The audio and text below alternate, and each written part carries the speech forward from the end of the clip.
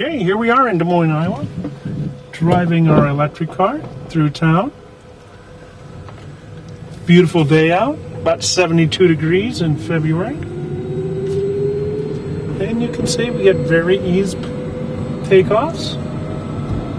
Very quiet as we're going down the road, very solid car. You'll notice the transmission on it, there's no shifting, it's nice and smooth. All you have is drive, reverse, and neutral. Go out here on the interstate and get her up to 75 miles an hour. This is really like driving a normal car.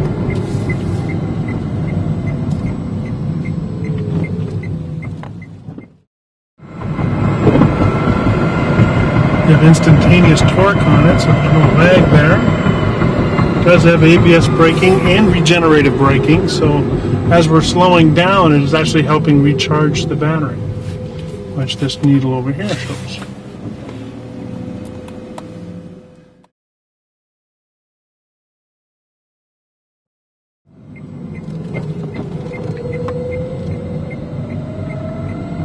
Merging into traffic. I'll give you some speeds as we go. There's a 40 miles an hour. 50. 60. There's 65. And now you're at 70 miles an hour.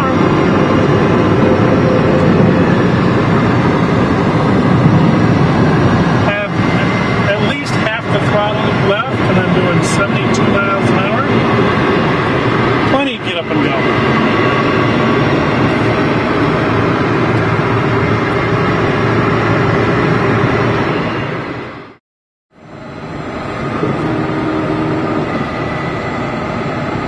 And if I give it any gas, let's go back to the power.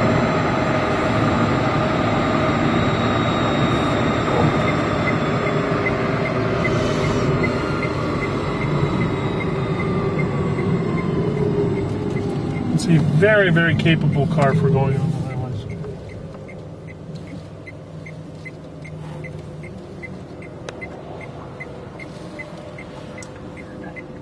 It has dual airbags, of course, and ABS brakes. It also has a side airbag that comes out of the seat, all standard.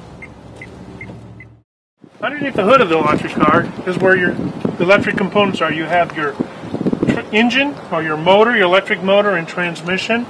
You have a DC to DC converter, which takes that 380 volts, converts it to 12 volts and 110 volts where needed. You do have your heater located right over here. You have your air conditioner located right here. You do have a backup 12 volt battery right here to make sure that the computer always has power to it. And a vacuum assist down here for your ABS brakes and your power steering. There's an additional power steering pump down underneath here for you. But this is the major components. You'll notice the orange wires, they tell people those are high voltage wires, so you need to stay away from those. Here in the back of the vehicle, for demonstration purposes, we have a lithium-ion battery pack. Now these individual cells, they're about the size of a cigarette box stacked on top of each other. There are well over 100 in here, giving us about 380 volts throughout this vehicle.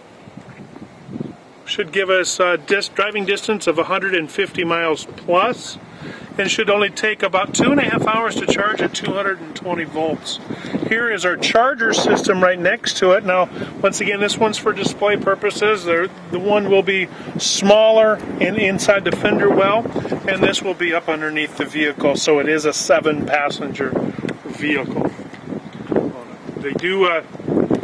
They are hooked up in series, and they make sure that every cell has about equal power. They actually distribute power through every cell and balance it out on it. That's what you might see, some of those lights, that it's balancing power right now.